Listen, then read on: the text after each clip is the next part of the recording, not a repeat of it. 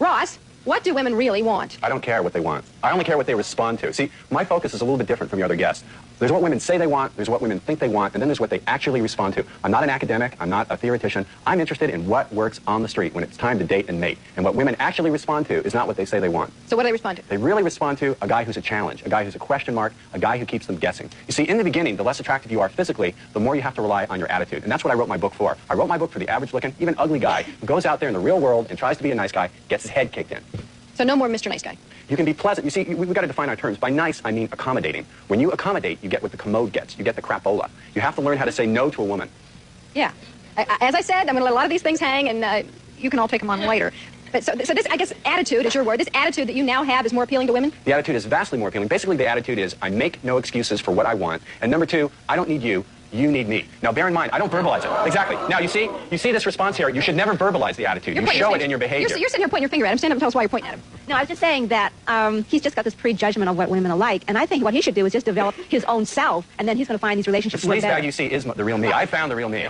I think you prejudged us. I mean, the audience reaction at the top of the show showed that the women here have prejudged us. I think it's a sad comment on women that they respond to the kind of manipulative behavior that Ross is encouraging that men do. That's a sad comment on you. Listen, you should develop yourself, and that should be a right person. You know what I found? I found that the nice guys who, when I'm on the radio or TV, nice guys call up and go, well, it wouldn't be myself. It's the nice guy who's the phoney, who's not being his real self, because he's afraid he can't do anything. So you're going back to my point. All men are jerks? No. And some hide it.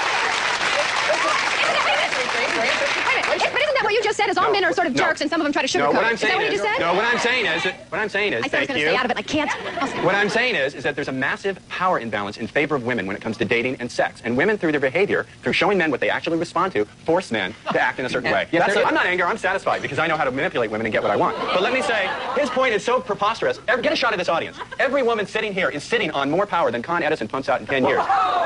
You control the access to sex, and that is an incredible amount of power. the man asks, the woman says yes or no. Ross, I think you're going to end up a very lonely man. But you got to understand, he says quite the contrary. He says he has a much better dating life, romance life, sex life now. Incomparably better. I mean, let's look at reality. The reality is that nice guys, not only do nice guys finish last, they often don't even get into the race. You want to talk about fashion? If a woman does like a nice guy, it's her way of making a fashion statement. It's fashionable for her to like. And Ross is absolutely right. Women have a lot of sexual power, and he has the courage to say that. He's making a mistake, though. He's encouraging men to simply surrender to that power. And I think, if you're a man and you follow Ross's advice, you're going to get more sex, but you're going to have less self-respect. There are more important things in life than getting Well, let's not make the mistake of thinking that I enjoy having to behave this way. Simply, women have taught me that this is what they respond to. I used to be nice. I used to be sweet. I used to be sensitive. I used to listen. I dated my left hand when I did that.